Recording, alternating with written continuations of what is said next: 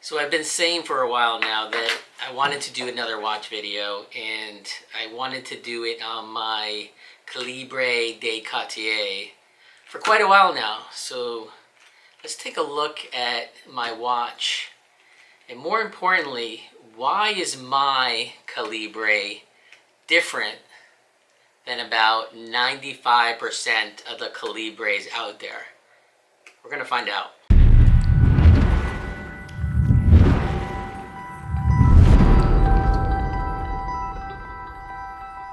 Now quickly, let's open this sucker up.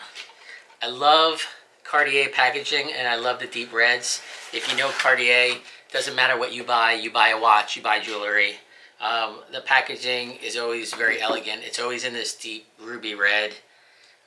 They do give you a lot as far as packaging. Very nice leather-bound book, leather-bound box, and voila. Now, this is not brand new. I've owned this watch for actually a number of years now. The reason why I am talking about this watch today is because my watch is different, like I said, than almost all other people's watches. And I've been looking on the internet lately, and there's been questions when people find the differences on my watch than on most of the other ones, what it is. And I actually see a lot of people responding incorrectly, or they just don't know. So I'm not going to make this a big oh my god moment. I do want to explain what the difference is. So on my Calibre, and this is not even just Calibres, this is on other Cartier watches as well, but my watch has a diamond shape in the chronograph that says LC. Now I'm going to try to show you in the bottom of that dial right there. You see the little diamond with the LC in it? LC stands for Louis Cartier, in case you didn't know that. And what that difference is in my watch that's most other people's watches is that LC, that diamond LC, doesn't exist in most of the other Calibres. So that LC is actually a staff pick. So I've actually had a very good friend that worked for Cartier for a number of years. And what seems to happen is at the end of a fiscal year, if they have overstock, they will sell not only watches but their Cartier jewelry to their staff at a significant discount. I've seen or have heard of discounts anywhere from 30% off of retail all the way down to 60% off retail. So it depends how much inventory they have left over at the end of the year and what kind of items that they're willing to sell to the staff. Now, the interesting thing is with that diamond LC, it doesn't seem to affect the resale value on these watches. If anything, I find that most people that are asking about it, they're intrigued by it, and they almost think like it's random, like, oh, sometimes Cartier just randomly does things, and they don't realize that that's not the case. So I really wanted to clarify, if you have a watch, and like I said, this is for a number of years now, and it could be any of Cartier's watch, and you have a diamond LC in the face somewhere, it's because it was originally sold as a staff pick, as they call it, or a staff purchase. So it doesn't really affect the resale value at all. If anything, some people actually like the LC. I've seen some blogs where people actually, it's sought after because, again, it's a little bit of misunderstanding of what the LC is. And it's so much rare. So, you know, out of every 100, 200, 300 of these watches, you'll only see that LC once in a while because even if you think about it, if you're working for Cartier, you're not buying probably a whole lot of their jewelry or watches because Cartier tends to be rather expensive. So unless you're independently wealthy or making a great amount of money at Cartier, you're probably not buying a whole bunch of pieces anyway. If anything, it's a great conversational piece, conversation starter.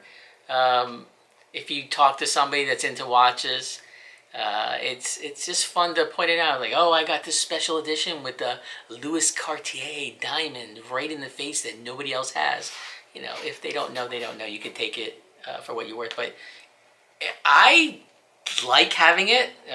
I like it being a little different. But other than that, it's the exact same watch. Exactly the same. There is no difference than that little stamp there on the dial. There you go. If you ever wondered, or if you ever just didn't even know and you're learning, oh my God, I didn't even know that existed. And now you can start looking for it because it definitely exists, and I didn't know about it until I was told. And now I kind of look for it all the time just to see if it's a staff selection or not. So just in case you want to know about this watch, I mean, it's a pretty hefty watch. It's stainless steel. I love the Roman numerals. I'm a big Roman numerals guy. It's a 42 millimeter with a 14 millimeter thick. It has a really nice skeleton back there. Now these watches, the reason why they became so popular when they came out, God, 10, 12, maybe even longer years ago, is these Calibre de Cartier, or Calibre, as we'll butcher it here in the US, were the first set of watches that had Cartier's very own in-house movement. I believe the movement was called the 1904 PSMC and has a 48-hour power reserve. It's also resistant for 30 meters or 100 feet, which I don't think I would ever take this watch in the water, but hey, it's kind of good to know in case it gets wet. And one of my favorite things about this watch, and probably all Cartier watches, is the blue jewel. I mean, this is not going to do us justice, but in real life, everybody seems to notice the blue jewel. I'm going to butcher this because it's a French word. It is the stone. It's not a sapphire, but it is a semi-precious stone. It's called a, let me see if I can say it, cabochon? Cabochon? Cabochon?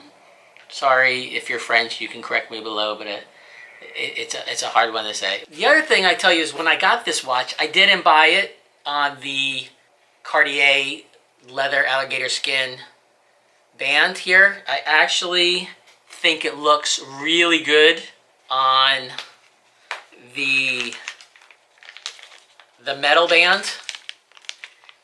I would say if you in the market of getting one of these secondhand, I would definitely purchase the stainless steel bracelet. It looks fantastic. The only downside why I switched it, well, there's a couple of reasons. I was wearing it on the here on the metal band for quite a while. If you can see, it's really a thick, 20 millimeter thick, I believe. It's a heavy band. It has a really great heavy duty, as you can see, clasp. Overall, it wears a little heavy. So if it's a watch that you're going to wear often, you're going to constantly feel it on your wrist. It did make a huge weight difference when I switched it to the leather band. I cannot feel it. I know there's a lot of people that mention the weight of this watch and almost they don't like the way it feels because it's so heavy. And maybe it's because I've been wearing it on the metal band so long and then I switched it to the leather band.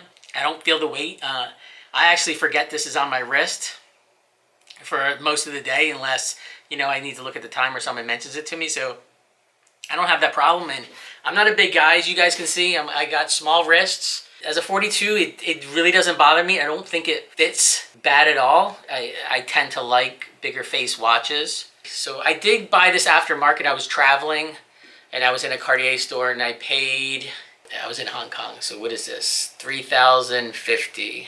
So the retail on this was, I just did the quick math. So it was right around $390 US. If I'm not mistaken, I got a significant discount on this band as well. It was like 40% off. So I think it was maybe $250. But can I tell you, I wear this a lot, and it's like brand new condition. I mean, it's not fraying, it's not scratched. I mean, I just love it. It wears, to me, it's a good thickness. It's superior quality. And I just love this watch. This is great in a suit. And this is like this, polo top, you can wear it casually as a sport or dressy. It works for all occasions. And when I put this the band back on, the metal band. I mean, then it's really really sharp looking. You know, I call it the sharp dress guy look. It's pretty wow. So let me know what you guys think about this watch. I know this watch has been out a while. I'm sure there's a lot of opinion about it. Yeah, let me know, because I love it. I don't see it out there all that often. Cartier is in that weird bubble between fashion and luxury. I actually think it's luxury. There's probably different opinions about that. Tell me what you think. We'll continue this conversation in the comments. So until the next time, guys, talk to you soon. Mwah. Hey, before I go, some of you probably noticed the watch I have on my wrist. I just really quickly want to say that there's a company that sent me this to kind of try it out. It's called Filippo Loreti. It's called Filippo Loreti. Since they sent it to me, you'll see there's a lot of information out there on YouTube, and it seems like they heavily advertise on YouTube.